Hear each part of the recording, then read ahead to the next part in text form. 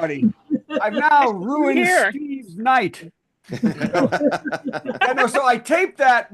Steve and I actually got on last night at 10:15 p.m. Oh, we got on. We got it on, baby. And I was still on the ship, and we recorded the whole show. And then I got on a very early flight this morning. I lucked out, and I got home, so I could do the rest of this live. But I thought that little piece was cute, so I wanted to actually have it go on. And welcome everybody to the Virtual Comedy Show.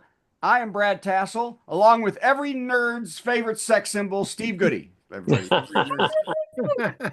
And our patron saint of door knocking, Saint Patty Vasquez. She's here. So, and along with our stars, we have a show to be envied. Our best comedy buddy, Pete Wolonek, is here. Yes, with a background and not the fact that he needs a storage container. That's fantastic. So it's a lovely background. And of course, we have the effervescent. Tim, are you effervescent? The effervescent Tim Worm Quartet of a bunch of other stuff. Chris, to everybody. So that's kind of nice. Isn't that exciting? Very exciting, especially if you know that his name is Shoebox of Worm Quartet. Shoebox of Worm Quartet. Okay, so I missed the shoebox and went with the Worm Quartet. So I just finished up 5 full sea days from Cabo San Lucas to Seattle, everybody. Wow.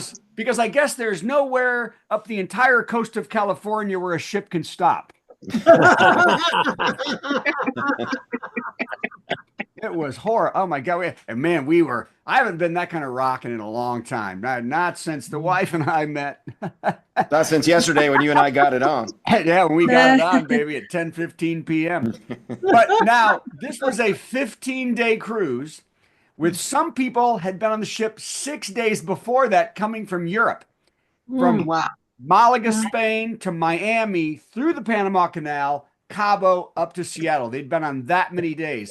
These were seasoned and ripe cruisers. The average age on this ship was, has someone checked on grandma? And man, they love sea days. I want to get off the ship, but man, they love sea days. I have never seen so much knitting, dominoes, and Viagra aftermath in my life.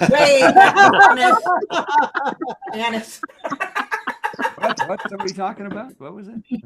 I'm telling you, these folks, did somebody want to say something? We felt like somebody did. These folks get up at 5 a.m. They go find a table on the Lido deck, and they sit there through 2 meals, 3 noshes, while they organize their little rubber ducks, which then they hide all over the ship. And I thought finding one in my oatmeal was a little intrusive. So I checked my underwear, and that was bad. The ones I was wearing, the underwear I was wearing, and then I walked by an old woman who winked and went quack. That was nice. Anyway, but let me just say, they are lovely people. I never want to diminish it, that they're lovely people. They're a lovely audience. This is what they do basically for a living. And my shows were really well attended, unless they were after 10 p.m. And then it was Sleep City. But my explicit, dirty 11 a.m. breakfast show was a huge hit. And now let's hope that these jokes will be a hit. At least funny enough to do right now. And you're lucky because there's not a lot of them. Here we go. And one cough out of the way. Trump's physician reported he's in excellent health. They were citing the fact that he wins a lot of his own golf tournaments as evidence. That was the evidence that Trump is in excellent health. They also said he has amazing physical self-control because he only poops his own pants. That's the only. Just his. What self-control that man has. All right, and now we played a game, Steve and I, during this part of the show. Steve, should we play the same game? If I could remember what it was, I would give you an answer. Let's assume yes. Oops. The game's called Steve Drops His Guitar. No, it was, did my wife like these jokes? Oh, right. Each joke. So now, the one I just did about Trump and pooping those pants, how many people, even though none of you actually know my wife really, Did she like that joke? No.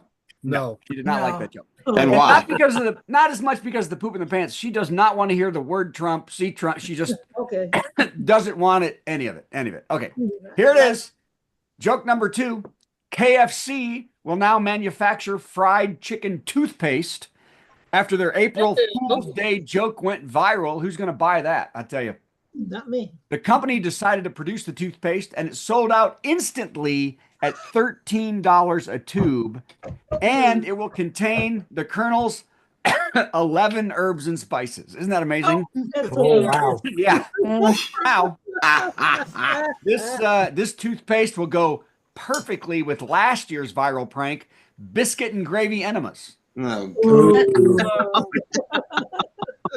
Okay, let's take a vote. Did my wife like that joke? no. Yeah, all right. You are 100%. All right, next one. This is my favorite joke.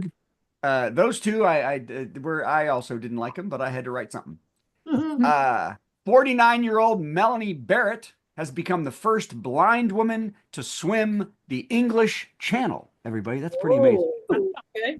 She was aided by her husband, who was in a kayak just ahead of her, the whole time yelling, "Marco! Marco!"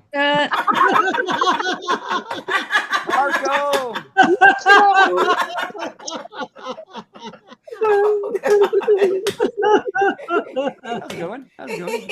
Did my wife like that joke? Yes. Yes, she did. Yes, because she likes ableist jokes. That's an ableist joke? It is. Wow, you got really crappy there all of a sudden. I'm just kidding. I thought it was cute. You know how many ways you could have gone with that and been mean? Yep. Okay. It was cute. And well, what he did do, she has some sort of thing, a bone sound thing that they used. Okay, anyway. So thanks for screwing that up, Steve. Making us all feel bad. Next up, It's what I do. Prada. Prada, you're all wearing the Prada, I guess. Prada will acquire fashion brand Versace for $1.4 billion. Wow. That's right. They will get the name, the designs, and 47 men who remind you of Stanley Tucci. I knew that was going to be a joke for just 2 or 3 people. Did my wife know that joke? Like it? No. No. I like she that just- joke. She doesn't know who Stanley Tucci is, doesn't wear Prada, hasn't seen The Devil Wears Prada. Like 80% of the people in this show. All right. Man, I've got a thing in my throat. Okay. This is not my second favorite joke, but I like this one. Coachella 2025 was plagued with problems as attendees spent up to 12 hours in their cars waiting to get to campgrounds. There were few toilets, food costs were astronomical, and the temperatures were very high, causing dehydration and sickness. Yet, a third of the ticket holders were fine because Trump announced that was his plan all along. All he's got to do is say that's what he wanted, and they love it. So did my wife like that joke? No, she did not. No. She did not, because of what I said. Okay. Now, this is a crapshoot. It could be. A mystery object fell from the sky, damaging an auto shop in New Jersey. Some are saying it came from outer space, while others said, maybe you pay up on time from now on. I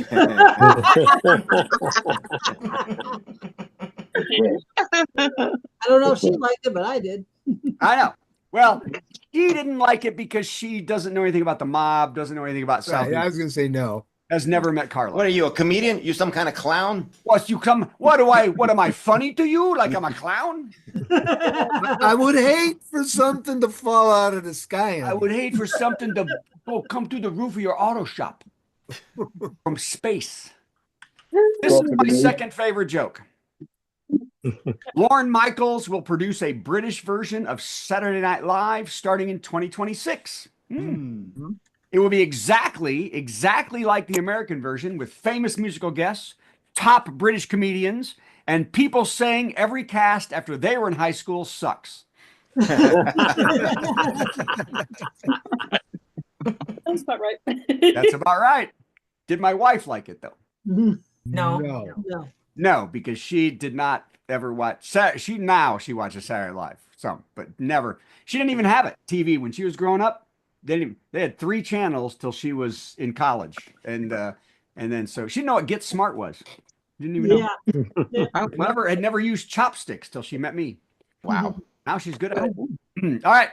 Next up, the orange imbecile bragged about using his tanking of the stock market to insider trade to make billions of dollars, along with his buddies and Republican congresspeople. Trump was bragging about making billions. He later said, "Put down that knife," to Martha Stewart. Hey. No, she did not like that joke. Did not. Well, she didn't hate it, though. Liked the concept.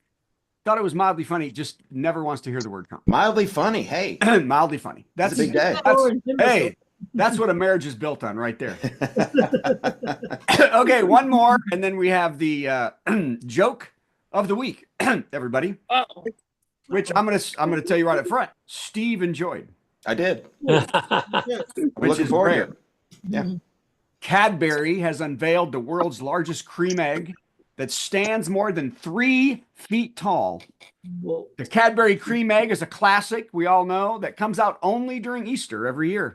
The egg will be on display in Birmingham, England until April 27th, or until Jesus struggles his way out. No, she did not like that joke. Did not like that joke. Now, she would have liked it if you'd said eats his way out. That's what I said. I should have said eats his way out. Although Jesus doesn't have much of a sweet tooth. I don't know if you all knew that. Yeah, he's more savory. He's more savory. He is. All right, here it is, the joke of the week. Oh, boy. I found a premise. I hated it, so I wrote my own joke. And the good part about this, it's a Halloween joke. So next year in Edinburgh, when things are rough, we can use this as we're wandering the streets. Yes. Here we go. What is a ghost's favorite pie? What is a ghost's favorite pie? Banana scream. Yeah. Brad Tassell, everybody. Hey! Brad Tassell. Wow. This is not Brad Tassell. This is what I That's get. Brad Tassell.